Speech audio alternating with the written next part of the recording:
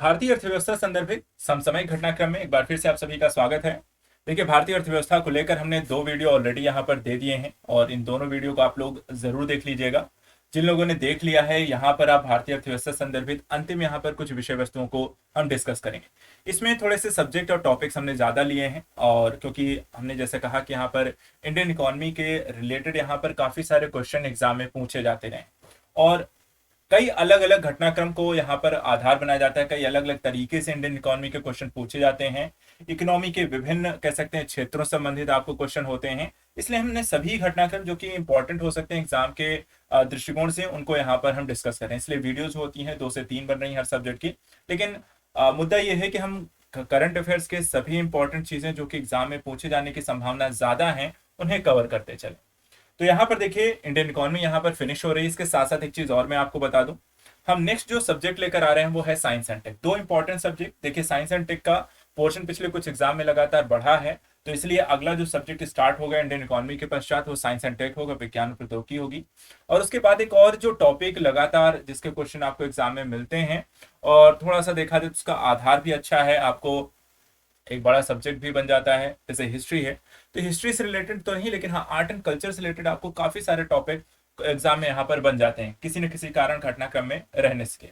तो हम यहाँ पर साइंस एंड टेक और कल्चर, आर्ट एंड कल्चर को लेकर अगले 2 सब्जेक्ट यहाँ पर स्टार्ट करेंगे क्रमबद्ध तरीके से। यहाँ पर इकोनॉमी को फिनिश करेंगे, इसके बाद साइंस एंड टेक स्टार्ट करेंगे और साइंस एंड टेक को फिनिश करके हम आर्ट एंड कल्चर को पढ़ेंगे।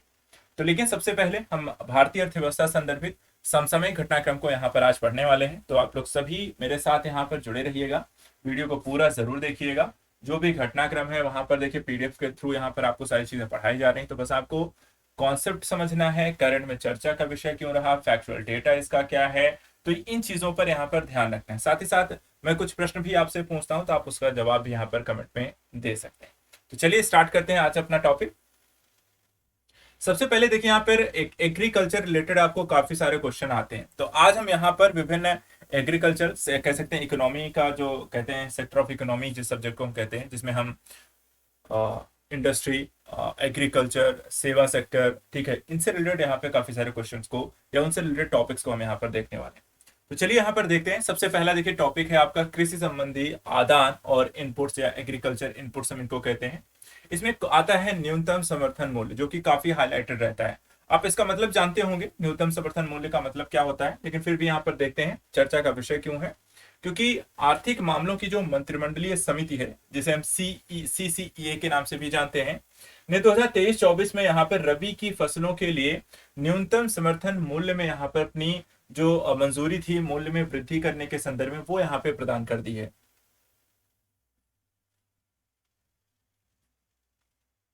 दूसरा देखिए, एमएसपी के बारे में थोड़ा सा यहाँ पर ये समझ लीजिए कि न्यूनतम समर्थन मूल्य होता क्या है। तो सरकार देखिए मिनिमम सपोर्टिव प्राइस के संदर्भ में कहती है कि ये एक मूल्य समर्थन तंत्र है, जिसके माध्यम से यहाँ पर किसानों को उनके उत्पादों के लिए गारंटीकृत मूल्य, निश्चित बाजार उपलब्ध कराने के लिए सुरक्षा जाल के रूप में यहाँ पर देखा जाता है, क्या कार्य करता है। अर्थात मिनिमम सपोर्टिव प्राइस के तहत सरकार यहाँ पर किसानों की उपज को इतने न्यूनतम समर्थन मूल्य, इतने मूल्य पर खरीदे जाने, बाजार में इतने मूल्य पर खरीदे जाने की स्थिति को सुनिश्चित कर देती है। तो इसी को हम यहाँ पर एमएसपी कहते हैं, न्यूनतम समर्थन मूल्य कहते हैं। देखा जाए तो जिन फसलों को यहाँ पर न्यूनतम समर्थन मूल्य घोषित किए जाते हैं, जिन फसलों के, उनके बारे में भी मैं यहाँ पर आपको बता दूं। देखिए, इसमें 7 प्रकार के अनाज शामिल हैं, जैसे कि धान, गेहूं, मक्का, बाजरा, ज्वार, रागी और जौ। इसी तरीके से 4 प्रकार के इसमें वाणिज्यिक फसलें भी शामिल की गई हैं, जैसे कपास, गन्ना, खोपरा, कच्चा जूट। साथ ही इसमें 7 प्रकार के तिलहन शामिल हैं, जैसे सरसों, मूंगफली, सोयाबीन, सूरजमुखी, तिल, कुसुम, नाइजर सीड और जिसे हम राम तिल यहाँ पर कहते हैं। और 5 प्रकार के इसमें दालें शामिल होती हैं, जिसमें आपको चना, अरहर, जिसे हम तूर भी कहते हैं, उड़द, मूंग और मसूर। तो यहाँ पर देखे जाए जो टोटल अगर हम देखें तो 22 यहाँ पर फसलें और प्लस यहाँ पर गन्ना, जिसको हम इसके एमएसपी भी यहाँ पर जारी की जाती है, टोटल 23 यहाँ पर आपको इसके अंतर्गत आती हैं। इन सभी के यहाँ पर देखा जाए तो एमएसपी यहाँ पर आपको जारी की जाती है सरकार के द्वारा। अब देखिए, एमएसपी को कैसे निर्धारित यहाँ पर किया जाता है, तो इसके संदर्भ में आपको कुछ रूल्स यहाँ पर लगाए जाते हैं, जिसके माध्यम से हम एमएसपी को निकालते हैं। जैसे जब कोई किसान जो फसल उगाता है, तो उसके कुछ जितना भी उसने वो फसल को उपजाने के संदर्भ में उसकी कितनी उत्पादन लागत आई है, और इनमें से लागतें जो हैं स्पष्ट रूप से जिसमें अप्रत्यक्ष और अवैतनिक होती हैं, सारे तत्वों को शामिल करना। और देखा जाए तो उसके संदर्भ में यहाँ पर ये रूल्स लगाए जाते हैं जो कि यहाँ पर CACP के द्वारा यहाँ पर निर्धारित की जाती है। जैसे एक रूल आता है A2 का। A2 के अंतर्गत क्या करते हैं कि किसानों के द्वारा जो भी चीजें लगाई गई हैं फसल उत्पादन के संदर्भ में, लाइक जैसे बीज, उर्वरक, रसायन, श्रम, ईंधन, सिंचाई इत्यादि जो होता है, सभी चीजों को मिला करके यहाँ पर उनकी नगद और अन्य व्यय को इसमें शामिल करके जो भी मूल्य आएगा, एक तो उत्पादन लागत उसकी क्या आई है वो निकालने के संदर्भ में, एक होता है इसके अंतर्गत वास्तविक लागत और अवैतनिक पारिवारिक श्रम का निर्धारित मूल्य शामिल किया जाता है। वास्तविक लागत के संदर्भ में यहाँ पर जैसे ये सारी चीजों को शामिल कर लिया गया, ठीक है। और अवैतनिक पारिवारिक श्रम अर्थात कि देखिए बीज की बुआई करनी है, उर्वरक डालना है, सिंचाई करनी है, तो कोई ना कोई व्यक्ति चाहिए होगा, ठीक है। अब वहां पर अगर आप किसी बाहरी व्यक्ति को ये सब काम करने के लगाओगे तो उनको पैसे देने पड़ेंगे, लेकिन जो परिवार, जो किसान यहाँ पर अपनी ही खेतों में यहाँ पे काम कर रहा है, वो कोई पैसा यहाँ पे चार्ज नहीं करता है। तो ऐसे लोगों का अवैतनिक श्रम भी उसमें क्या होता है, शामिल किया जाना। और तीसरा यहाँ पर देखा जाए उसके बाद हम कहते हैं A2 + FL, अर्थात इसमें हम में किसान की स्वामित्व वाली भूमि और अचल संपत्ति के किराए तथा ब्याज को भी इसमें शामिल कर लिया जाता है। तो यहां पर देखा जाए ये सब चीजें, अर्थात A2 शामिल किया गया पूरा, उसके बाद यहां पर FL शामिल किया गया जिसमें अवैतनिक पारिवारिक श्रम इत्यादि को भी शामिल कर लिया गया, और तीसरी चीज इसमें शामिल कर ली जाती है जिसकी भूमि है, ठीक है, उसकी अचल संपत्ति और ब्याज, और उसके बाद उसमें लगने वाला ब्याज वो भी शामिल करके जो प्राइस यहाँ पे निकल कर आएगा, ठीक है। तो यहाँ पे सरकार A2 तथा FL को यहाँ पर उत्पादन लागत यहाँ पर मान लेती है, और उस आधार पर देखा जाए तो सरकार यहाँ पे MSP जो जारी करती है वो इस आधार पे जारी करती है, A2 + FL के आधार पे। यहाँ C3 और A2 को यहाँ पर वो शामिल नहीं करती है, लेकिन उनको कहा जरूर किया जाता है निर्धारित करने के संदर्भ में यहाँ पे C3 को भी लागू किए जाने की बात की जाती है। अब देखिए MSP को निर्धारण करने के दौरान CACP के द्वारा विचार किए जाने वाले कारक जो हैं, उत्पादन की लागत एक तो आती है, जिसकी मांग एवं आपूर्ति की स्थितियां कैसी हैं, किसी वस्तु की मांग बहुत ज्यादा है मार्केट में, पता लगा आपूर्ति वहां पर कम हो रही है, तो उसके प्राइस वहां पे कैसे रखने हैं। उपभोक्ताओं पर उत्पाद का MSP का संबंधी प्रभाव, अर्थात कि यहाँ पर इतना भी महंगा मूल्य इतना हाई नहीं कर देना है कि लोगों की खरीद क्षमता उससे प्रभावित हो, तो यहाँ पर उस मूल्य को इस हद तक रखना कि जो खरीदने वाले व्यक्ति हैं उन पर क्या प्रभाव पड़ेगा। इसी तरीके से गैर कृषिगत क्षेत्रों के बीच व्यापार की शर्तों को तय करता है, अंतर फसल मूल्य समता को देखता है, और घरेलू एवं अंतरराष्ट्रीय मूल्य की स्थिति को भी यहाँ पर देखता है। चलिए ये हो गया MSP के संदर्भ में। दूसरा देखिए यहाँ पे है नैनो यूरिया। क्या है नैनो यूरिया? देखिए कलोल स्थित इफको के नैनो जैव प्रौद्योगिकी अनुसंधान केंद्र ने नैनो यूरिया को विकसित किया है। तो समझ लीजिए यहाँ पे नैनो यूरिया है क्या। देखिए नैनो जो यूरिया है यहाँ पर देखा जाए, इस पर एक पेटेंट भी प्राप्त कर लिया गया है। रासायनिक एक नाइट्रोजन उर्वरक है ये, ठीक है। इसमें 20 से 50 नैनोमीटर के नैनो नाइट्रोजन कण होते हैं, और नैनो यूरिया की पोषक तत्व उपयोग की जो क्षमता है वो 80% से अधिक है। इसके विपरीत जो दानेदार यूरिया की जो क्षमता होती है वो 30 से 50% होती है। तो देखा जाए तो भूमि की उर्वरक जो क्षमता बढ़ाने के लिए आपको नाइट्रोजन यहाँ पर चाहिए होता है, ठीक है। और इसके संदर्भ में जो हम वर्तमान समय यूरिया यूज करते हैं उसको यहाँ पर देखा जाए जो भूमि है वो 30 से 50% ही यूज कर पाती है। लेकिन जो नैनो यूरिया लेकर आ रहे हैं, इस नैनो यूरिया का जो कह सकते हैं लाभ ये है कि यहाँ पर इसके उपयोग क्या होगा, 80% तक नैनो यूरिया के जो पोषक तत्व है उसका उपयोग यहाँ पर किया जा सकेगा। नैनो यूरिया की पोषक तत्व उपयोग क्षमता अधिक इसलिए भी है क्योंकि नैनो यूरिया में सतह द्रव्यमान अनुपात जो है, सरफेस मास रेशियो अधिक है। यह विशेषता पौधों को पोषक तत्वों की नियंत्रित उपलब्धता में मदद करती है।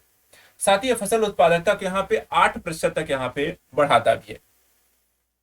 देखा जाए तो यहाँ पर इसके नैनो यूरिया के जो लाभ हैं, खेती के आसान और संधारणी बनाने के संदर्भ में ये अधिक फसल को उपज को बढ़ाएगा, किसानों की आय में वृद्धि करता है, बेहतर खाद्य गुणवत्ता को सुनिश्चित करता है, रासायनिक उर्वरक के उपयोग में यहाँ पर कमी लाता है, पर्यावरण के अनुकूल भी है, और साथ ही साथ परिवहन और भंडारण में भी इसकी आसानी होती है।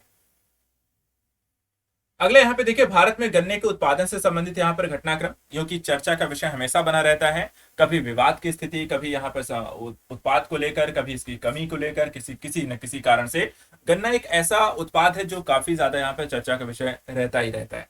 देखिए इसकी खेती के संदर्भ में यहाँ पे जो 21 डिग्री से 27 डिग्री के बीच औसत तापमान के साथ गर्म और आर्द्र जलवायु की यहाँ पर देखा जाए तो आवश्यकता होती है गन्ने के उत्पादन के दृष्टिकोण से। गन्ने की खेती के लिए यहाँ पर देखा जाए तो वर्षा जो होती है वो 75 से 150 सेंटीमीटर होना चाहिए, और इसी नमी को बनाए रखने वाली जो मिट्टी की आवश्यकता होती है वो गहरी प्रचुर दोमट मिट्टी इसकी यहाँ पर वृद्धि के लिए आदर्श मानी जाती है। भारत में देखा जाए जो शुगर केन प्रोडक्शन है, आपको देखा जाए तो आप इस एरिया में यहाँ पर देख सकते हैं जहां पर सबसे ज्यादा शुगर केन आपको उत्पादित होता हुआ दिखाई देता है।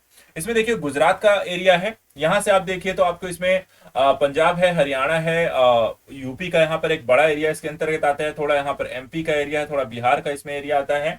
इसके अलावा यहाँ पे देखिए आसाम का एरिया इसमें आपको शामिल है। इसके अलावा इसमें महाराष्ट्र, कर्नाटका और इसके साथ साथ तमिलनाडु का एरिया यहाँ पर आप देख सकते हैं। थोड़ा सा यहाँ पर आपको तेलंगाना का भी एरिया इसमें आता है। ये एरिया जो है वो आपको इंडिया में शुगर केन अर्थात गेहूं उत्पादन के सॉरी गन्ने के उत्पादन के लिए यहाँ पे सर्वाधिक महत्वपूर्ण क्षेत्र हैं। भारत में देखा जाए तो डेयरी क्षेत्र के संदर्भ में थोड़ा सा चर्चा का विषय रहा, क्योंकि हाल ही में देखा जाए तो international dairy federation world dairy summit 2022 में यहाँ पर देखा जाए तो आयोजित की गई। इसका पहला जो संस्करण रहा 1974 में आयोजित किया गया था और भारत में दूसरी बार इसे आयोजित किया गया है। यह उद्योगपति, किसानों, नीति नियोजकों आदि सहित वैश्विक और भारतीय डेयरी उत्पादन हितधारकों का एक समूह है। तो यहाँ पे ध्यान रखिएगा, ये इसकी समिट हुई है और पहला संस्करण 1974 में हुआ था और उसके बाद भारत में दूसरी बार आयोजित हुआ है। गन्ना उत्पादन से संदर्भित यहाँ पे थोड़ा सा और डिटेल यहाँ पर नीचे दिया गया है, जैसे कि गन्ना उत्पादन के लिए दक्षिणी राज्यों को प्राथमिकता वर्तमान समय में क्यों दी जा रही है। इसमें देखिए दक्षिणी भारत में मिल जो होती हैं, मिलें नई हैं और आधुनिक तकनीकी का इस्तेमाल करती हैं। दूसरी जो बात है कि यहाँ पर चीनी संचय के लिए अनुकूल परिस्थितियां ज्यादा अच्छी हैं बजाय नॉर्थ इंडिया के।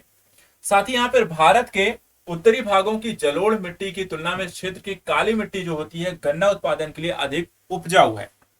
कई घंटों की यहाँ पर आपको धूप मिलती है। उसके साथ साथ देखें तो स्वच्छ आकाश के साथ ठंडी रातें यहाँ पर आसानी से आपको उपलब्ध होती हैं। एक बात और जो यहाँ पर दक्षिणी भारत राज्यों के लिए यहाँ पर ज्यादा अनुकूल गन्ने के संदर्भ में है वो है इस क्षेत्र की अक्षांशीय स्थिति का होना। तो ओवरऑल चाहे मौसम को देखें, चाहे मिट्टी को देखें, चाहे भौगोलिक स्थिति को आप देखें, दक्षिण भारतीय राज्य साथ ही साथ तकनीकी भी है, तो दक्षिण भारतीय राज्य उत्तरी भारतीय राज्यों से आपको ज्यादा बेहतर एक स्थिति यहाँ पर गन्ने की फसल के संदर्भ में उपलब्ध है। डेयरी के क्षेत्र में अगर हम देखें तो यहां पर भी थोड़ा सा डेयरी के क्षेत्र में भी देख लेते हैं, जैसे कि यह अकेली सबसे बड़ी कृषि से संबंधित एक कमोडिटी है और जो राष्ट्रीय अर्थव्यवस्था में यहाँ पे 5% का योगदान देती है। क्योंकि देखा जाए तो पशुपालन जो होता है वो कृषि के साथ संलग्न होता है। ज्यादातर आप देखेंगे जो भी किसान है वो पशुपालन जरूर करते हैं और इस संदर्भ से वहां पर डेयरी उत्पादन यहाँ पर एक बड़ा उनके आय का स्रोत भी यहाँ पर बनता हुआ दिखाई देता है। तो यहाँ पे देखिए 5% अर्थव्यवस्था के संदर्भ में इनका क्षेत्र योगदान है। विश्व में देखा जाए तो गोवंशी पशुओं की सर्वाधिक आबादी के साथ भारत की दुग्ध उत्पादन में यहां पर देखा जाए तो प्रथम स्थान पे है। साथ ही वैश्विक दुग्ध उत्पादन में भारत की हिस्सेदारी यहां पर 23% है और यह वार्षिक तौर पर 210 मिलियन टन दूध का यहां पर उत्पादन होता है। ये सारे फैक्ट हैं, इनको ध्यान रखिएगा। इस तरीके के फैक्ट एग्जाम में आपको बहुत ही ज्यादा बार यहाँ पे पूछे जाते हैं, तो सभी फैक्ट को अच्छे से क्लियर रखिएगा। इसके साथ साथ भारत में सर्वाधिक दूध उत्पादन करने वाले जो 5 राज्य हैं कौन कौन से हैं, इसमें उत्तर प्रदेश है, राजस्थान, मध्य प्रदेश, गुजरात और आंध्र प्रदेश है। टॉप 5 राज्य जो हैं, आप इनके नाम ध्यान रखिएगा। उत्पादन क्या है, वैश्विक उत्पादन क्या है, विश्व में गोवंशी पशुओं की स्थिति क्या है, ये सारे डेटा हैं, फैक्ट है, ध्यान रखना है। इसके साथ साथ एक चीज और यहाँ पर देख लीजिए, भारत का जो डेयरी क्षेत्र है इसमें एक संस्था जो काम करती है वो है राष्ट्रीय डेयरी विकास बोर्ड। एनडीडीबी शुरू में सोसाइटी अधिनियम 1860 के तहत एक सोसाइटी के रूप में यहाँ पे पंजीकृत हुई और बाद में संसद द्वारा पारित राष्ट्रीय डेयरी विकास बोर्ड अधिनियम 1987 के द्वारा तत्कालीन भारतीय डेयरी निगम के साथ इसका यहाँ पर विलय कर दिया गया। इसके साथ ही साथ एक यहाँ पे अनुसंधान संस्थान भी क्षेत्र के लिए यहाँ पर बनाया गया है, जिसको हम यहाँ पर कहते हैं राष्ट्रीय डेयरी अनुसंधान संस्थान के नाम से जानते हैं। भारतीय कृषि अनुसंधान परिषद जो है राष्ट्रीय डेयरी अनुसंधान संस्थान करनाल हरियाणा में अपना शताब्दी वर्ष यहाँ पे मना रहा है। इसे वर्ष 2023 में यहाँ पे स्थापित किया गया था। तो देखिए इसके 100 वर्ष भी पूरे हो गए हैं, तो ये संस्थान भी यहाँ पर जरूरी, क्योंकि इस तरह के किसी के 100 वर्ष हो जाते हैं, 150 वर्ष हो जाते हैं, 200 वर्ष हो गए, तो वो भी जो क्वेश्चन है एग्जाम में आपको पूछे जा सकते हैं। इसलिए इनका ध्यान रखिएगा। एक तो समिट भारत में हुई है, ठीक है, दूसरा यहाँ पर देखा जाए तो इनका भी यहाँ पर 100 वर्ष पूरे हो रहे हैं, तो ये क्वेश्चन आपके पूछे जाने की संभावना बन सकती है। यह शिक्षण अनुसंधान शिक्षा विस्तार के क्षेत्र में अग्रणी संस्थान है। या अनुसंधान विकास संबंधी गतिविधियों पर मुख्य रूप से केंद्रित यहाँ पर कार्य करता है। डेयरी पशुओं का उत्पादन प्रबंधन, दुग्ध प्रसंस्करण की उपयुक्त प्रौद्योगिकी और उपकरणों का नवाचार करना तथा डेयरी को एक आत्मनिर्भर व लाभदायक यहाँ पर व्यवसाय के रूप में बनाने के दृष्टिकोण से राष्ट्रीय डेयरी अनुसंधान संस्थान आपको काम करता हुआ दिखाई देता है। तो ये इनका अपना योगदान है, ये इनका अपना क्षेत्र है। ये डेयरी से संबंधित यहाँ पर आपके प्रमुख इंपॉर्टेंट टॉपिक्स हैं, इनको ध्यान रखना है। अब यहाँ पे देखिए डेयरी के क्षेत्र में भारत सरकार की कुछ प्रमुख पहलें भी हैं, जैसे कि डेयरी क्षेत्र के अवसंरचना निर्माण के संदर्भ में मजबूती प्रदान करने के लिए राष्ट्रीय डेयरी विकास कार्यक्रम को यहाँ पर शुरू किया गया था। पशुपालक किसानों के लिए किसान क्रेडिट कार्ड जारी किया गया है और मोजरेला चीज के निर्माण के लिए खाद्य प्रसंस्करण उद्योग को पीएलआई योजना के अंतर्गत यहाँ पर प्रोत्साहन भी दिया जाता है। साथ ही देखे जाए तो पुराने हो चुके चिलिंग यानी कि द्रुत शीतन और प्रसंस्करण संयंत्रों को बदलने तथा मूल्यवर्धित उत्पादों के संयंत्र उत्पाद लगाने के लिए डेयरी प्रसंस्करण और संरचना विकास नीति यहाँ पर स्थापित की जा रही है। तो दूध को रखने के संदर्भ में उनको एक इतने लो टेम्परेचर रखना जिससे वो खराब ना हो, लंबे समय तक वहां पे संरक्षित किया जा सके। तो ऐसे यहाँ पे नए संयंत्र यहाँ पे लगाए जाने की भी देखिए यहाँ पे बात हो रही है। दूसरी तरफ आप देखिए तो यहाँ पे मांस प्रसंस्करण क्षमता और उत्पाद विविधीकरण के बढ़ाने के लिए पशुपालन अवसंरचना विकास निधि को भी यहाँ पे स्थापित किया गया है। तो ओवरऑल अगर आप प्रोस्पेक्टिव को यहाँ पर देखें तो डेयरी के क्षेत्र से संबंधित यहाँ पर लगभग सभी घटनाक्रम हमने यहाँ पर डिस्कस किए। चलिए अगला यहाँ पर है कृषि विपणन को लेकर के, कृषि विपणन और उद्यमशीलता। देखिए एशियन पॉम ऑयल अलायंस को यहाँ पर थोड़ा सा ये चर्चा का विषय रहा है। कौन है, कौन कौन से दल इसमें या देश यहाँ पर इसमें शामिल हैं वो थोड़ा सा देख लीजिए। देखिए इसको हम शॉर्ट फॉर्म में कहते हैं एपीओए का यहाँ पे गठन जो है दक्षिण एशिया में पॉम ऑयल के 5 बड़े आयातक देशों के शीर्ष खाद्य तेल उद्योग संघों ने यहाँ पर किया है। ठीक है, अब ये भी आपको पता चल गया कि पॉम ऑयल के शीर्ष 5 आयातक देश कौन है, वो भी यहाँ पर आप ध्यान रखिएगा। ठीक है, भारत, पाकिस्तान, श्रीलंका, बांग्लादेश, नेपाल सभी यहाँ पे दक्षिण एशियाई देश हैं और यहाँ पर देखे जाए तो इन्होंने मिलकर ही एशियन पॉम ऑयल अलायंस का निर्माण यहाँ पर किया है। चलिए पॉम ऑयल को लेकर थोड़ा सा यहाँ पर समझ लीजिए। देखिए पॉम ऑयल के संदर्भ में 2 किस्में यहाँ पर आती हैं, एक होता है एलएस गिनेंसिस और दूसरा यहाँ पर एलएस ओलिफेरा। ये दोनों ही यहाँ पर देखा जाए तो पहला जो है एलएस गिनेंसिस ये अफ्रीकी पॉम ऑयल है, जबकि दूसरा जो है एलएस ओलिफेरा ये दक्षिण और मध्य अमेरिका के मूल से यहाँ पर आता है। दूसरा यहाँ पर ये खाद्य उत्पादन और औद्योगिक उपयोगों दोनों ही दृष्टिकोण से पॉम ऑयल का हम उपयोग करते हैं। तीसरा देखा जाए खाद्य वनस्पति तेल है, इसे ताड़ के फल से यानी कि पाम के पेड़ से यहाँ पर आपको प्राप्त किया जाता है और इसमें विटामिन ए और ई यहाँ पर भरपूर मात्रा में आपको पाए जाते हैं। तो स्रोत यहाँ पर देखिए विटामिन ए और ई का यहाँ पे अच्छा स्रोत माना जाता है आपका पॉम ऑयल। तो देखिए यहाँ पर थोड़ा सा इससे संदर्भित एक और यहाँ पे कंटेंट है कि भारत का सॉल्वेंट एक्सट्रैक्टर्स एसोसिएशन इसके सचिवालय का यहाँ पे प्रबंधन करेगा। एपीओए के गठन के पीछे का जो मुख्य उद्देश्य है वो ये है कि यहाँ पर सामूहिक सौदेबाजी की क्षमता को मजबूत करना और आयात को यहाँ पे सतत बनाए रखना है, क्योंकि एक अकेला देश जब देखिए आयातक देश जो है उनके सामने समस्या है क्या, बाजार में अगर आप 5-6 लोग मिलकर कोई सामान खरीदने जाओगे तो वहां पर आप सामने वाले से डील बेहतर कर सकते हो, क्योंकि उसे दिखता है यार ज्यादा लोग हैं, मैं अपने सामान को ज्यादा बेच सकता हूँ। और अगर आप सिंगल करके जाएंगे तो वहां पर आप मोल भाव ज्यादा नहीं कर सकते हैं। तो यहाँ पर आपको इस क्षमता का प्रयोग करना है कि यहाँ पे अलायंस के रूप में काम करने से हमारी जो यहाँ पर सौदेबाजी की क्षमता है उससे बेहतर कर सकते हैं। अब यहाँ पे देखिए एपीओए निम्नलिखित यहाँ पे काम कौन कौन से करता है। पहली चीज देखिए पॉम ऑयल की यहाँ पे नकारात्मक छवि को बदलने में ये सहायता करेगा, यह सुनिश्चित करेगा कि इसे उच्च गुणवत्ता वाले किफायती और स्वस्थ वनस्पति तेल के रूप में यहाँ पे मान्यता मिले। साथ ही इसका उपभोग करने वाले देशों के आर्थिक और व्यावसायिक हितों की रक्षा, सदस्य देशों में इसकी खपत को बढ़ाना। इंडोनेशिया पॉम ऑयल का यहाँ पर देखा जाए दुनिया का सबसे बड़ा आयातक और निर्यातक उत्पादक और निर्यातक देश है, ये ध्यान रखिएगा इंडोनेशिया के बारे में। इसके साथ भारत दुनिया का सबसे बड़ा वनस्पति तेल आयातक है और इसकी हिस्सेदारी लगभग 15 अर्थात 13 से 14 मिलियन टन है। इसमें पॉम ऑयल का हिस्सा 8 से 9 मिलियन टन है और इंडोनेशिया भारत के लिए पॉम ऑयल का यहाँ पर शीर्ष आपूर्तिकर्ता देश है। अगला इसमें है कोडेक्स एलिमेंट्रिस कमीशन, ये कैसे यहाँ पर काम करेगा। तो देखिए एपीओए हाल ही में देखा जाए codex committee of spices and culinary herbs ने जायफल, केसर और मिर्च यानी कि काली मिर्च और लाल शिमला मिर्च के लिए गुणवत्ता मानदंडों की सिफारिश की है। साथ ही समिति ने इन मानकों को कोडेक्स एलिमेंट्रिक कमीशन के पास अंतिम यहाँ पे मंजूरी के लिए भी यहाँ पर भेजा है। अब यहाँ पे थोड़ा सा इस कमीशन के बारे में थोड़ा सा ध्यान दीजिएगा। देखिए, ये कोडेक्स एलिमेंट्रिस से अंतर्राष्ट्रीय खाद्य मानक दिशा निर्देश और व्यवहार संहिताओं का संग्रह करता है। साथ ही संहिताएं जो है अंतर्राष्ट्रीय खाद्य व्यापार की सुरक्षा, गुणवत्ता, निष्पक्षताओं में ये योगदान करेगी। यह खाद्य मानक दिशा निर्देश महिलाएं उपभोक्ताओं के स्वास्थ्य की रक्षा करने, व्यापार में आने वाली बाधाओं को दूर करने में मदद करती है। साथ ही साथ देखा जाए तो सीएससी जो है खाद्य एवं कृषि संगठन एफएओ और डब्ल्यूएचओ के संयुक्त खाद्य मानक कार्यक्रम के कार्यान्वयन से संबंधित मामलों के लिए यहाँ पर एक उत्तरदायी निकाय के रूप में आपको काम करती है।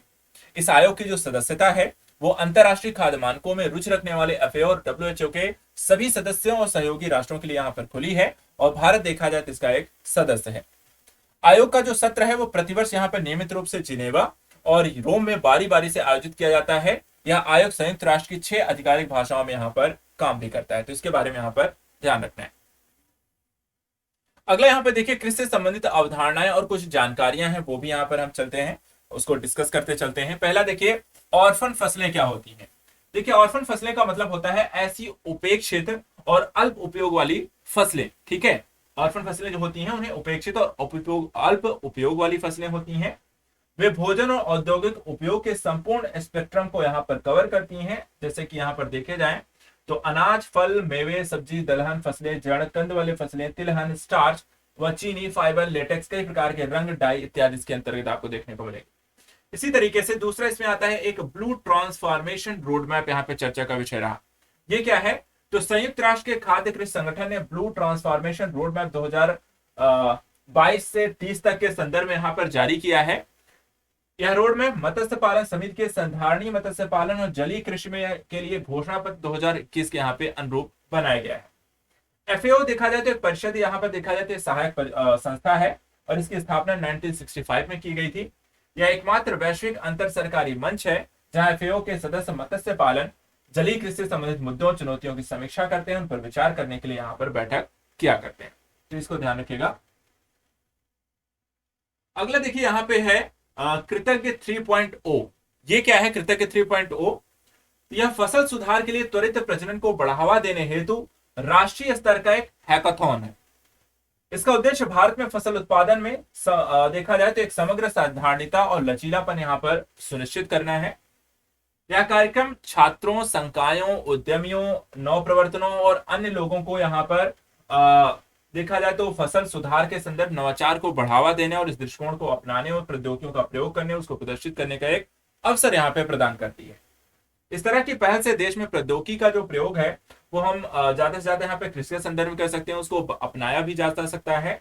और इसके माध्यम से हम भारतीय कृषि इसका जो आयोजन किया गया था, भारतीय कृषि अनुसंधान परिषद अपनी राष्ट्रीय कृषि उच्चतर शिक्षा परियोजना के तहत फसल विज्ञान प्रभाग के सहयोग से यहाँ पर कर रहा है। चलिए अगला यहाँ पर है भारत में देखा जाए तो यहाँ पे चिकित्सा उपकरण एक महंगी एक स्थिति हमेशा बनी रहती है और इस संदर्भ देखा जाए तो भारत में चिकित्सा उपकरण उद्योग को थोड़ा सा पढ़ लेना, समझ लेना जरूरी हो जाता है। देखिए हाल ही में देखा जाए तो चिकित्सा उपकरण विनियमन नियंत्रण रिपोर्ट जो है राज्यसभा में यहाँ पर आपको पेश की गई है। भारत में चिकित्सा उपकरणों को यहाँ पे 5 प्रमुख खंडों में विभाजित किया गया है। जैसे कि भारत में चिकित्सा उपकरणों की 4 श्रेणियां हैं, ए कम जोखिम, बी कम मध्यम जोखिम, सी मध्यम उच्च जोखिम, डी उच्च जोखिम, यहाँ पर विनिर्माण किया गया है। साथ ही अत्याधुनिक देखा जाए चिकित्सा उपकरणों यानी सी और डी की विनिर्माण मूल्य श्रृंखला का नेतृत्व बहुराष्ट्रीय कंपनियों के द्वारा किया जाता है, जिसके कारण आयात निर्भरता यहाँ पर 90% से अधिक है। अर्थात कि आपको उच्च जो प्रौद्योगिकी, आपको तकनीकी वाली मशीनें हैं चिकित्सा संबंधित, उसे आप आयात ही ज्यादा करते हैं। दूसरी ओर ए और बी जो है तकनीकी रूप से अपेक्षाकृत कम उन्नत है और बड़े पैमाने पर घरेलू विनिर्माताओं के द्वारा ये उत्पादित किए जाते हैं। देखा जाए तो यहाँ पे मेडिकल उपकरणों के 5 जो प्रकार हैं, जैसे कि कंज्यूमेबल और डिस्पोजेबल उपकरण जिसमें सुई और सिरिंज शामिल है, रोगी सहायक उपकरण जिसमें हियरिंग एड और पेसमेकर शामिल हैं, आर्थोपेडिक्स और प्रोस्थेटिक्स जिसमें घुटने के प्रत्यारोपण और आर्टिफिशियल यहाँ पर इम्प्लांट शामिल हैं, डेंटल उत्पाद जिसमें नकली दांत ब्रेसेस यहाँ पर शामिल हैं, और डायग्नोस्टिक इमेजिंग जिसमें एमआरआई, एक्सरे, अल्ट्रासाउंड इत्यादि की यहाँ पर मशीनें आती हैं। तो यहाँ मेडिकल उपकरण यहाँ पर देखा जाए तो आपको 5 प्रकार के हैं। अगला यहाँ पे देखिए बल्क ड्रग पार्क, ये क्या यहाँ पर चर्चा का विषय है, ये कौन सा नया उत्पाद लेकर आए। तो देखिए बल्क ड्रग पार्क यहाँ पर क्या होगा कि औषध विभाग के द्वारा बल्क ड्रग पार्क योजना के तहत 3 राज्यों को चुना गया है। कौन कौन से? हिमाचल प्रदेश, गुजरात और आंध्र प्रदेश, इन 3 राज्यों में यहाँ पर 3 बल्क ड्रग पार्क के निर्माण को सैद्धांतिक रूप से देखा जाए तो मंजूरी मिल गई है।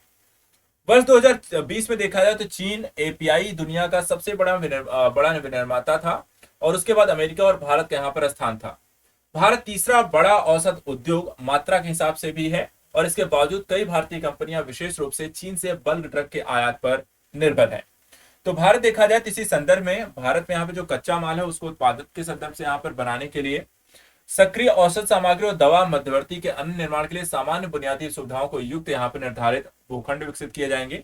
इस योजना के तहत केंद्र सरकार राज्यों को प्रति 1000 करोड़ रुपए तक का यहाँ पर सहायता अनुदान भी इसमें प्रदान करेगी। एक यहाँ पे देखिए बल्क ड्रग जो है इसमें इसे एक सक्रिय दवा सामग्री भी यहाँ पे कहा जाता है या किसी ड्रग या दवा का मुख्य घटक होता है जो उसे वांछित चिकित्सीय प्रभाव प्रदान करता है या इच्छित फार्माकोलॉजिकल गतिविधि यहाँ पर शुरू करता है। एक तरीके से आप कह सकते हैं कि ऐसा कच्चा माल जो दवा या को के निर्माण के संदर्भ में या उसकी कह सकते हैं कि क्षमता को बढ़ाने के लिए पर्टिकुलर की किस प्रकार के रोगों में वहां पर उसका प्रयोग हो जाएगा, तो उस प्रकार के यहाँ पर बेसिक एलिमेंट्स के तौर पर इसे यूज करते हैं।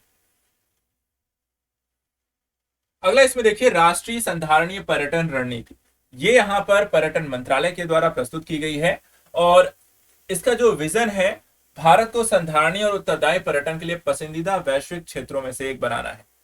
मिशन अगर देखा जाए तो भारत में कार्बन निम्न समावेशी लचीले पर्यटन क्षेत्र को बढ़ाने के लिए साथ ही आर्थिक सामाजिक पर्यावरणीय लाभों का बढ़ाना है। संधारणीय पर्यटन के विकास के संदर्भ से देखा जाए तो यहाँ पे कुछ रणनीतियों को अपनाए जाने की बात की गई है, जैसे पर्यावरण संधारणीयता को बढ़ावा देना है, जैविक विविधता और प्राकृतिक धरोहर की यहाँ पे रक्षा करना है, आर्थिक संधारणीयता को बढ़ाना है, सामाजिक सांस्कृतिक संधारणीयता को बढ़ाना है और संधारणीय यहाँ पे पर्यटन प्रमाणन योजना भी इसके लिए शुरू की गई है। देखा जाए थोड़ा सा फैक्ट यहाँ पर भी देख लीजिए, जैसे भारतीय जो पर्यटन क्षेत्र है वो कैसे काम कर रहा है। तो देश के कुल जीडीपी में पर्यटन क्षेत्र का योगदान देखा जाए तो 4.7% है 2020 के अनुसार। क्षेत्र के कुल रोजगार में इसकी हिस्सेदारी 7.3% है और 2019 तक देश का तीसरा सबसे बड़ा विदेशी मुद्रा अर्जक यहाँ पर क्षेत्र भी आपका ये पर्यटन रहा है। इस क्षेत्र के लिए नीतियां और योजनाएं क्या है, तो राष्ट्रीय पर्यटन नीति 2021 का अगर हम प्रारूप इसमें देखें तो तीर्थ यात्रा, कायाकल्प और आध्यात्मिक व विरासत संवर्धन अधिनियम प्रसाद योजना यहाँ पर इसके संदर्भ में एक चालू की गई है। दूसरी एक योजना लेकर आई गई है स्वदेश दर्शन योजना और तीसरी जो इसमें है अन्य योजनाएं जैसे कि निधि 2.0 आतिथ्य उद्योग का राष्ट्रीय एकीकृत डेटाबेस योजना आपको तैयार करना।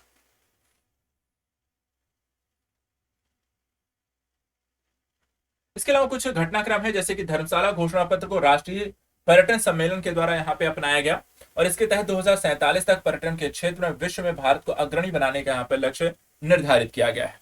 ठीक इसी तरीके से विश्व आर्थिक मंच के वैश्विक यात्रा और पर्यटन विकास सूचकांक 2021 में 117 देशों में भारत का स्थान यहाँ पर 54वां था। तो ये कुछ फैक्ट है जो पर्यटन क्षेत्र से संबंधित है, को भी ध्यान रखिएगा। अगला इसमें देखिए गति शक्ति संचार पोर्टल यहाँ पे लॉन्च किया गया है। क्या है ये, तो दूरसंचार विभाग के द्वारा यहाँ पर गति शक्ति संचार पोर्टल के यहाँ पर शुभारंभ किया गया है। राइट ऑफ वे एक कानूनी अधिकार है, इसके द्वारा दूरसंचार सेवा प्रदाताओं को ऑनलाइन आवेदन करने और फिर सेवा प्रदान करने की यहाँ पे अनुमति दी जाती है।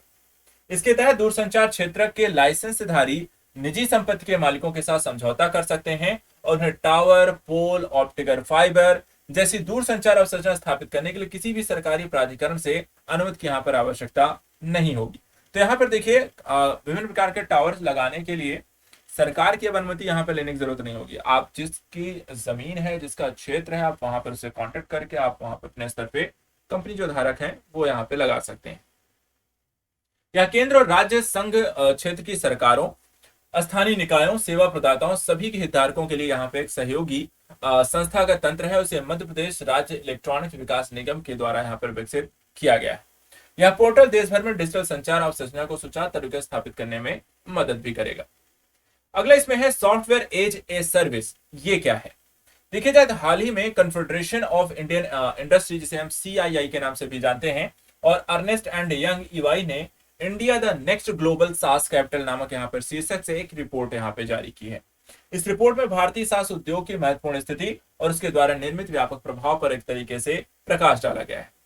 सास जो है वस्तुतः एक सॉफ्टवेयर सेवाओं की डिलीवरी हेतु प्रयोग किया जाने वाला एक मॉडल है और इसके तहत क्लाउड जो सेवा प्रदाता उपयोगकर्ताओं को इंटरनेट पर सॉफ्टवेयर सेवा यहाँ पर उपलब्ध कराते हैं, जैसे कि Google Workspace, Adobe Creative Cloud, गिटहट इत्यादि। यहाँ पर देखा जाए तो इस प्रकार की सेवाएं आपको इनकी प्रदत्त होती हैं या आप इन्हें प्रयोग भी करते होंगे।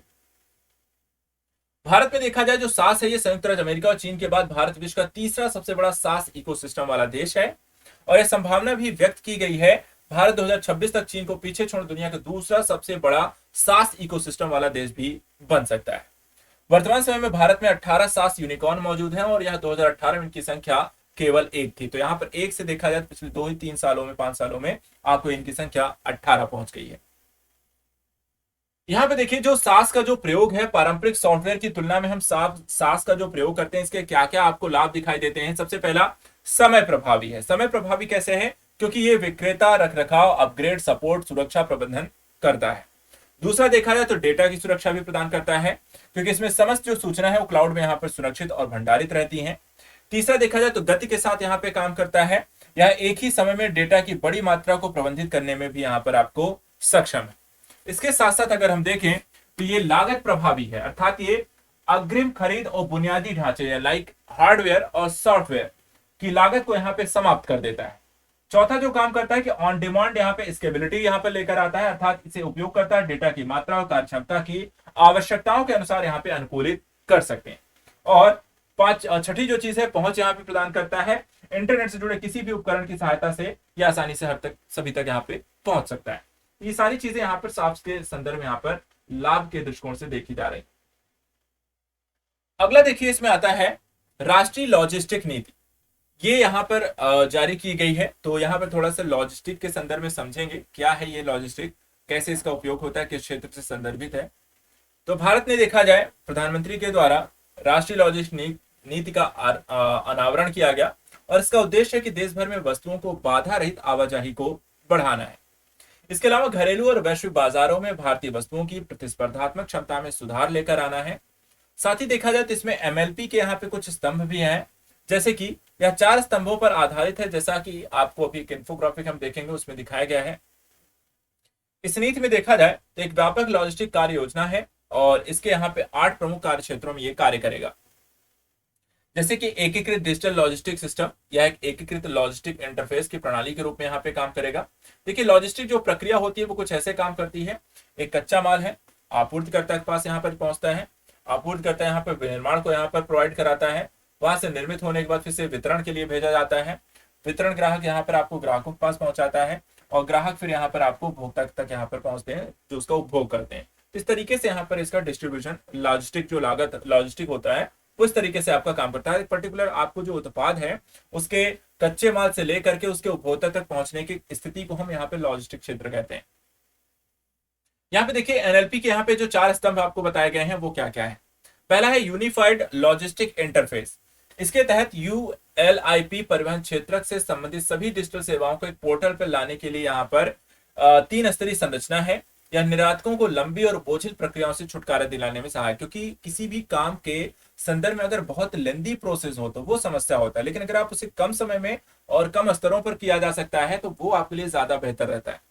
डिजिटल सिस्टम का एकीकरण भी इसमें किया जाएगा, अर्थात आईडीएस के अंतर्गत 7 विभागों को 30 अलग अलग प्रणाली को एकीकृत यहाँ पर कर दिया जाएगा, जैसे कि सड़क हो गया, रेलवे हो गया, सीमा शुल्क हो गया, विमानन हो गया, वाणिज्य विभाग का डेटा क्या हो जाएगा, एकीकृत हो जाएगा, जिससे आसानी से पहुंच बनाई जा सकती है। डेटा को आसानी से यहाँ पर देखा जाए तो उसको हम जांच परख कर सकते हैं, तो ये काम आसान हो जाएगा अगर डेटा एक ही जगह पे होगा। ईज ऑफ लॉजिस्टिक की प्रक्रिया, अर्थात कि ई लॉक्स उद्योग संघों के लिए एक डिजिटल प्लेटफॉर्म है। इसका उद्योग परिचालन और प्रदर्शन संबंधी सभी समस्याओं को सीधे सरकार के सामने यहाँ पर रखता है। और चौथा है कि सिस्टम इंप्रूवमेंट ग्रुप यानी एसआईजी से संबंधित मंत्रालयों के अधिकारियों के एक समूह की सहायता से सभी लॉजिस्टिक परियोजनाओं की नियमित रूप से निगरानी भी करती रहेंगे। तो एक तरीके से यहाँ पर निगरानी भी है, पहुंच को आसान बनाया गया है, परिवहन क्षेत्रों के स्तरों को यहाँ बोझिल प्रक्रिया को कम कर दिया गया है, और साथ ही यहाँ पर डिजिटल डेटा भी सभी के लिए यहाँ पर आसानी से उपलब्ध होगा। ये काफी यहाँ पर एक बेहतर एक स्थिति लेकर आई गई है। इसके साथ देखिए यहाँ पे मानकीकरण और बेंचमार्किंग को यहाँ पे जो 8 स्तंभों की हम बात कर रहे थे वो यहाँ पे देख लेते हैं। अगला इसमें है मानकीकरण और बेंचमार्किंग, जिसमें भौतिक परिसंपत्तियों का यहाँ पर मानकीकरण उनकी सेवा गुणवत्ता को बेहतर बनाने का प्रयास होगा। साथ ही लॉजिस्टिक में मानव संसाधन विकास, क्षमता निर्माण पर यहाँ पर व्यापक रूप से बल दिया जाएगा, उससे संदर्भित रणनीतिक विकास की नीतियां होंगी। राज्यों की भागीदारी के संदर्भ से अगर देखा जाए तो इसमें जो भी इसमें राज्य इसमें होंगे आएंगे या शहर होंगे, उनकी लॉजिस्टिक योजनाओं के विकास के समर्थन में किया जाएगा। साथ ही संस्थागत ढांचा स्थापित किए जाएंगे, राज्य की कार्यवाही को मापा जाएगा और उनकी निगरानी इत्यादि यहाँ पर की जाएगी। एक्जिम के तहत अर्थात निर्यात आयात के संदर्भित यहाँ पे लॉजिस्टिक के दृष्टिकोण से अगर हम देखें तो यह कनेक्टिविटी में अवसंरचनात्मक और प्रतिक्रियात्मक कमियों को दूर करेगा। इसके अलावा यह कुशल और विश्वसनीय लॉजिस्टिक नेटवर्क का भी यहाँ पर निर्माण करेगा। एक चीज और यहाँ पे देखें, सेवा सुधार ढांचा को यहाँ पर विकसित करने का काम किया जाएगा, जिसमें अलग अलग क्षेत्रों के बीच तालमेल को बाधा रहित बनाने के लिए नियामकीय इंटरफेस यहाँ पर सुधार किया गया है। इसके अलावा देखा जाए तो सेक्टोरल योजना इसमें है। सेक्टोरल योजना के तहत देखा जाए तो प्रत्येक क्षेत्र के लिए कुशल लॉजिस्टिक हेतु सेक्टोरल योजना भी यहाँ पर आपको विकसित की जाएगी। लॉजिस्टिक पार्क के विकास को सुविधाजनक बनाया जाएगा। कार्यान्वयन के दृष्टिकोण से देखें तो एनएलपी को प्रधानमंत्री गति शक्ति के तहत गठित सचिवों के अधिकार प्राप्त समूह के द्वारा कार्यान्वित किया जाएगा। पीएम गति शक्ति के बारे में देखिए, यहाँ पे थोड़ा चर्चा का विषय है तो उसको भी मैं आपको बता देता हूँ क्या है ये पीएम गति शक्ति। तो पिछले साल देखें तो सरकार ने इस योजना को यहाँ पे अलग अलग परियोजनाओं के 197 महत्वपूर्ण अवसंरचनात्मक कमियों की पहचान इसके संदर्भ में की गई थी। और पीएम जो गति शक्ति है यह मल्टी मॉडल कनेक्टिविटी है, जो राष्ट्रीय एक मास्टर प्लान 16 मंत्रालयों के अंतर्गत वर्तमान में जारी और भावी परियोजनाओं के व्यापक डेटाबेस हेतु एक डिजिटल प्लेटफॉर्म के रूप में यहाँ पर काम करता है। इसका उद्देश्य यह है कि अतीत अनुभवों से सीखकर 6 स्तंभों के माध्यम से बेहद दक्षता प्राप्त करके आने वाली पीढ़ी की दृष्टिकोण से अवसंरचना का यहाँ पर निर्माण करना है। इसमें मौजूदा अवसंरचनाओं, वनों, नदियों और जिलों की सीमाओं संबंधित 200 लेयर्स से अधिक का भूस्थानिक डेटा को एकीकृत किया जाएगा। इसे देखा जाए तो सैग-एन के द्वारा विकसित किया गया है और BSAG-N जो है ये विकसित मानचित्र के माध्यम से रियल टाइम अपडेशन के साथ सभी अवसंरचनात्मक परियोजनाओं को गतिशील मानचित्रण यहाँ पर उपलब्ध कराएगा। इसके 6 स्तंभों की जो बात की गई है पीएम गति शक्ति की, उसमें है आपको व्यापकता, प्राथमिकता, अनुकूलन, समन्वय, विश्लेषणात्मक और गतिशील। ये इसके यहाँ पर आपको देखे जाए तो 6 डायनामिक है जो पीएम गति शक्ति के अंतर्गत या 6 स्तंभों पर ये काम करता है। अगर देखिए यहाँ पे रेलवे से जुड़े कुछ घटनाक्रम है जिसमें आपको आता है वंदे मेट्रो हाइड्रोजन ट्रेनें। ये थोड़ा सा यहाँ पर आप देख लेते हैं, वंदे भारत ट्रेनें आपने काफी सुनी होंगी। यहाँ पर वंदे मेट्रो हाइड्रोजन ट्रेनें ये क्या है, देखा जाए तो वंदे मेट्रो हाइड्रोजन ट्रेनें भारत में डिजाइन और निर्मित की गई हैं और ये ट्रेनें 2023 से यहाँ पर आपको देखा जाए तो शुरू की जाएंगी। जर्मनी पहला देश है जिससे यह अगस्त माह में दुनिया में पहली बार हाइड्रोजन संचालित ट्रेनों का यहाँ पे परिचालन शुरू किया था। ये ट्रेनें बहुत कम शोर करती हैं और कोई प्रदूषण नहीं फैलाती हैं, केवल यहाँ पे थोड़ा सा यहाँ पर आपको भाप और वाष्पित जल का यहाँ पर आपको उत्सर्जन करती हैं। अगला है लैंड लोड पोर्ट मॉडल। ये क्या है, तो ये जवाहरलाल नेहरू पोर्ट यानी कि JNP 100% लैंड लॉर्ड मॉडल वाला भारत का पहला महापत्तन यहाँ पर बन गया है। देखा जाए तो भारत में पत्तनों को भारतीय पत्तन अधिनियम 1908 के अनुसार महापत्तन केंद्र सरकार के तहत और लघु पत्तन राज्य सरकार के तहत यहाँ पर वर्गीकृत किए गए हैं। इस मॉडल में पत्तन प्राधिकरण विनियामक संस्था और लैंडलॉर्ड के रूप में कार्य करता है, वहीं पत्तन का संचालन जो है वो विशेष कार्गो हैंडलिंग निजी कंपनियों के हाथ में होता है।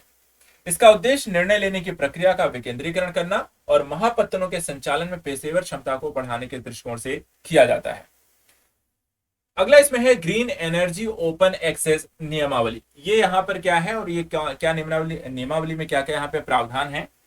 सबसे पहले देखिए तो विद्युत संचालन में ग्रीन एनर्जी ओपन एक्सेस नियमावली 2022 को यहाँ पर संचालित किया गया है, सूचित किया गया है। और ओपन एक्सेस का देखा जाए तो यहाँ पर आशय है कि उपभोक्ताओं, उत्पादकों, राज्य वितरण कंपनियों के लिए यहाँ पर विद्युत पारेषण और वितरण प्रणाली तक गैर भेदभावपूर्ण पहुंच को यहाँ पर सुनिश्चित किया जा सके। विद्युत यहाँ पर देखा जाए तो ग्रीन एनर्जी ओपन एक्सेस के माध्यम से नवीनीकरण ऊर्जा को बढ़ावा देना है और विद्युत नियमावली 2022 का उद्देश्य हमारे नवीकरणीय ऊर्जा कार्यक्रमों को गति यहाँ पे प्रदान करनी है। देखा जाए तो नियमावली में क्या क्या विशेषताएं हैं, क्या क्या प्रावधान यहाँ पे किए गए हैं। जैसे पहला है कि हरित ऊर्जा के लिए ओपन एक्सेस अर्थात खुली पहुंच लेन देन की सीमा 1 मेगावाट से घटाकर 100 किलोवाट यहाँ पर कर दी गई है। अर्थात बहुत बड़ी मात्रा यहाँ पर उत्पादित करने के दृष्टिकोण से, यहाँ पर देखा जाए उपयोग करने के दृष्टिकोण से जो पहुंच थी उसे कम कर दिया गया है, ताकि ज्यादा लोग यहाँ पर इस तक पहुंच बना सके। यदि हरित ऊर्जा का उपभोग ग्रीन हाइड्रोजन, ग्रीन अमोनिया के उत्पादन के लिए किया जाता है, तो क्रॉस सब्सिडी अधिभार और अतिरिक्त अधिभार यहाँ पे लागू नहीं होगा। साथ ही उपभोक्ताओं को हरित प्रमाण पत्र दिया जाएगा यदि वे हरित ऊर्जा का उपभोग करते हैं। वितरण लाइसेंस धारियों के क्षेत्र में सभी बाध्य संस्थाओं पर एक समान नवीनीकरणीय खरीद दायित्व यहाँ पर होगा। इसके आरपीओ की पूर्ति के लिए ग्रीन हाइड्रोजन, ग्रीन अमोनिया को शामिल इसमें किया गया है। अगला देखिए यहाँ पे है, हाल ही में सरकार ने लोकसभा में विद्युत संशोधन विधेयक 2022 को इसके संदर्भ में पेश किया है। विद्युत संशोधन विधेयक में देखा जाए तो क्या क्या प्रावधान किए गए हैं। पहला प्रावधान तो ये किया गया है, तो डिस्कॉम के लिए अपने स्वयं के नेटवर्क के माध्यम से विद्युत वितरित करने की अनिवार्यता को यहाँ पे अब समाप्त कर दिया गया है। क्रॉस सब्सिडी के अंतर्गत एक उपभोक्ता श्रेणी किसी अन्य उपभोक्ता श्रेणी के उपभोग की सब्सिडी को यहाँ पर वहन करती है। क्रॉस सब्सिडी के कारण वितरण लाइसेंस धारक के पास कोई भी अधिशेष उपयुक्त फंड में जमा किया जाएगा और केंद्रीय विद्युत नियामक आयोग एक से अधिक राज्यों में विद्युत के वितरण के लिए यहाँ पर लाइसेंस देगा। केंद्र सरकार जो होगी भुगतान सुरक्षा के संबंध में नियम और निर्धारित यहाँ पर आपको करती रहेगी। चलिए अगला एक और यहाँ पे एक और विनियमन में यहाँ पे संशोधन किया गया है। पेट्रोलियम प्राकृतिक गैस विनियामक बोर्ड ने प्राकृतिक गैस पाइपलाइन प्रशुल्क प्राधिकरण क्षमता विनियमों में यहाँ पर आपको संशोधन किया है। इन संशोधनों का उद्देश्य है एक राष्ट्र एक ग्रिड एक प्रशुल्क लक्ष्य को प्राप्त करने के लिए देश में दूरदराज क्षेत्रों में प्रतिस्पर्धी और सस्ती दरों पर प्राकृतिक गैस की उपलब्धता को सुनिश्चित करना। यह संशोधन एकीकृत प्रशुल्क विनियमन 1 अप्रैल 2023 से यहाँ पर आपको लागू हो जाएगा। जो प्रमुख संशोधन यहाँ पर किए गए हैं उनसे संबंधित प्रावधान देख लेते हैं। पहला कि अलग अलग क्षेत्रों में उपभोक्ताओं के समग्र हितों की रक्षा के लिए एकीकृत प्रशुल्क जोन की संख्या 2 से बढ़ाकर 3 कर दी गई है। कंपनी स्तर पर देखा जाए तो समेकित जो प्राकृतिक गैस पाइपलाइन प्रशुल्क लागू किए गए हैं, राष्ट्रीय स्तर पर एकीकृत प्रशुल्क प्रणाली लागू करने में यह भूमिका निभाएंगे। साथ ही प्राकृतिक गैस जो है वो गंधहीन होती है या हाइड्रोकार्बन का गैसीय मिश्रण है या मुख्य रूप से यहाँ पर मीथेन की बनी होती है। भारत विश्व में तरलीकृत प्राकृतिक गैस का चौथा सबसे बड़ा आयातक है। भारत ने वर्ष 2030 तक देखें तो अपने एनर्जी मिक्स में प्राकृतिक गैस की हिस्सेदारी को वर्तमान 6% से बढ़ाकर यहाँ पे 15% करने को निर्धारित किया है। अन्य घटनाक्रम में यहाँ पर देखें तो दुनिया का पहला संपीड़ित प्राकृतिक गैस यानी कि सीएनजी टर्मिनल यहाँ पर बनाया गया है। क्या है इसके संदर्भ में थोड़ा सा समझ लीजिए। प्रधानमंत्री ने गुजरात के भावनगर में विश्व के पहले सीएनजी टर्मिनल और ब्राउनफील्ड पत्तन की यहाँ पे आधारशिला रखी है। इसका परिचालन 2026 तक प्रारंभ होने की उम्मीद है और इसे सार्वजनिक निजी भागीदारी मॉडल के तहत यहाँ पर विकसित किया जाएगा। इसकी कार्गो हैंडलिंग क्षमता 1.5 मिलियन मीट्रिक टन यहाँ पे प्रतिवर्ष होगी। यहाँ मौजूदा सड़क मार्ग और रेलवे नेटवर्क से सीधे कनेक्टिविटी होगी। कनेक्टिविटी सबसे बड़े औद्योगिक क्षेत्रों, समर्पित माल भाड़ा गलियारों और उत्तरी भारत के आंतरिक भागों से यहाँ पर आपको जुड़ी रहे। तो ये यहाँ पर ध्यान रखिए, दुनिया का पहला संपीड़ित प्राकृतिक गैस टर्मिनल जो है गुजरात के भावनगर बने। अगला देखिए यहाँ पे one nation one gas grid की प्रक्रिया, जो ओजीजी के कई क्षेत्र ग्रिडों को जोड़ करके एक राष्ट्रीय ग्रिड बनाने को यहाँ पर केंद्रित एक पहल है, जिसमें सभी जो हितधारकों को प्राकृतिक गैस के द्वारा उत्पादित ऊर्जा की आपूर्ति बनाए रखने में मदद मिलेगी। इसके तहत प्राकृतिक गैस उत्पादित आधारित ऊर्जा का उत्पादन वितरण एक ही कह सकते हैं कि एक ही गैस प्रणाली के माध्यम से संपूर्ण देश में आप कर सकते हैं और देश में गैस की उपलब्धता विद्यमान क्षेत्रीय असमानता को भी ये कम कर देगी। पेट्रोलियम और प्राकृतिक गैस विनियामक बोर्ड पाइपलाइनों के निर्माण के लिए मंजूरी देने के लिए यहाँ पर आपको जिम्मेदार संस्था है। अगला है ऑयल बॉन्ड। क्या होते हैं ऑयल बॉन्ड? ऑयल बॉन्ड जो है सरकार के द्वारा तेल विपणन कंपनियों को जारी यहाँ पर किया जाता है और एक तरीके के ये वचन पत्र होते हैं। सरकार इसे ओएमसीएस पर बकाया नकदी के बदले यहाँ पर आपको जारी करता है। आवश्यकता कब होती है? जब उपभोक्ताओं के लिए ईंधन की कीमत अधिक हो जाती है, तब सरकार ओएमसीएस को यहाँ पर उपभोक्ताओं से कम कीमत वसूलने का निर्देश देती है और शेष राशि का स्वयं भुगतान यहाँ पर करती है।